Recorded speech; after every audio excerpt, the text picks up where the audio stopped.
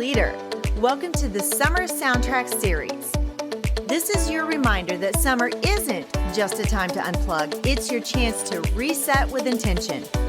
Whether you're an aspiring administrator, a new building leader, or a seasoned admin who's running low on rhythm, this series is your daily power boost. Each episode in this series will help you reconnect with your why, recharge your leadership mindset, and realign your purpose so you can walk into the new school year strong, steady, and spirit-led. Music moves us and it helps us remember. That's why this series is built like a soundtrack. Just like a good beat can stick in your head all day, these short episodes are designed to lock in powerful leadership habits through rhythm and repetition.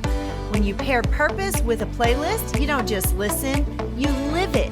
So every track in this series has a message and a mood, helping you to reset, reflect, and remember why you lead. So stick in your earbuds, grab your notebook, and tune in to lead on purpose with purpose.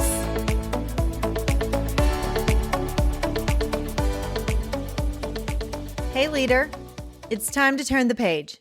Literally. Summer gives us the gift of margin. It's the space to reset and refocus. And here's the truth. When you read in the quiet now, it's going to echo in that noise of school later. So let's be intentional about what's pouring into us. A good book can shift your mindset, stretch your thinking, or simply remind you why you said yes to this work in the first place. This isn't about stuffing another leadership book into your beach bag just to say that you did. This is about choosing one book or more that can fuel who you're becoming. So ask yourself these questions. What part of my leadership feels dry right now? Where do I want to stretch myself and be able to stretch others later? And what's been tugging at my spirit that I haven't had time to address? There are so many good books out there, guys. And you know me, I am either listening to an Audible all the time. I have like 5 or 6 books going at a time. Some for pleasure. Don't forget to read for pleasure also. I have growth books for education. I have growth books for my personal well-being. I also have growth books for my spiritual well-being.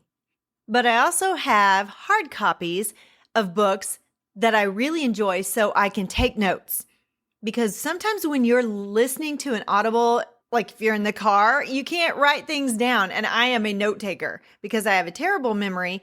And there are always just so many great tips in the books that I read, and I don't want to forget them. So I have those hard copies so I can go back and reference those later and take those notes inside of the books. Books are meant to be written in, not just read.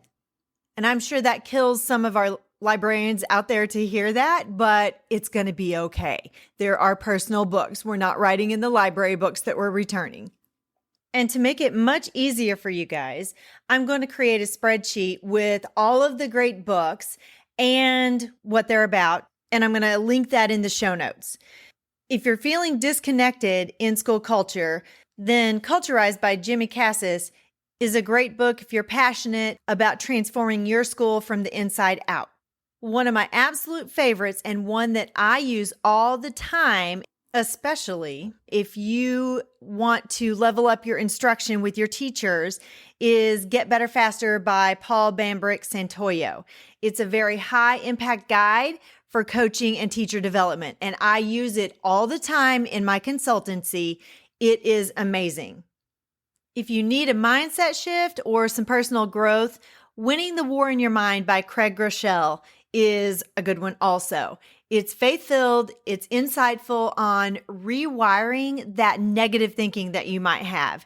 Craig Groeschel is an amazing pastor of Life Church, and he puts out a podcast and he writes a ton of books. I listen to his messages all the time. He's very well spoken.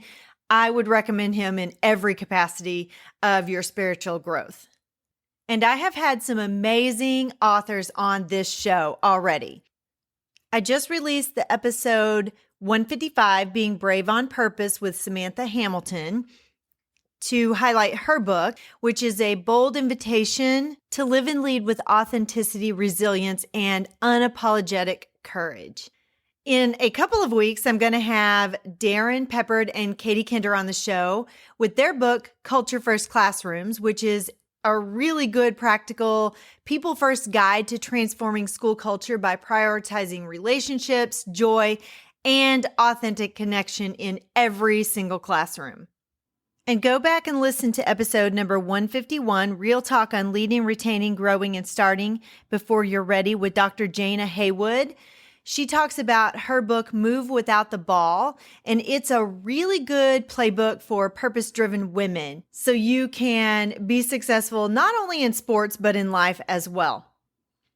And if you want to start your own side hustle or your own consultancy, my book, Educator to Entrepreneur, is steeped in faith, and it helps you to rediscover your gifts or figure out what your gifts are in the first place, to put your potential in motion and to step boldly into entrepreneurship or freelance with clarity and confidence.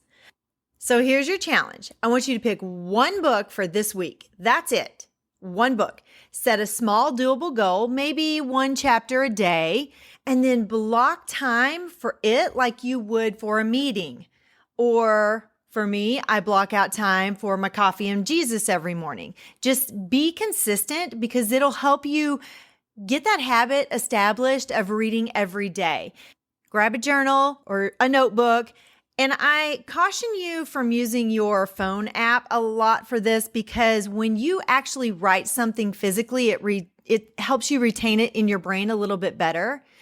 So write it down, write that information down, and let this be your fuel and not feel like a task that you have to complete each day.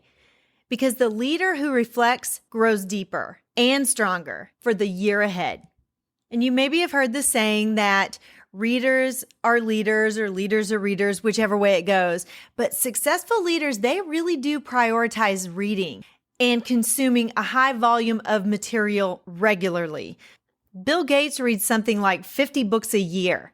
And if you don't have time to just sit and read every single day, then listen to an audiobook. Again, I listen to a lot of audiobooks. So here's your I will statement. I will read with intention this summer to fuel the leader I'm becoming. Have a great rest of your day, guys and gals.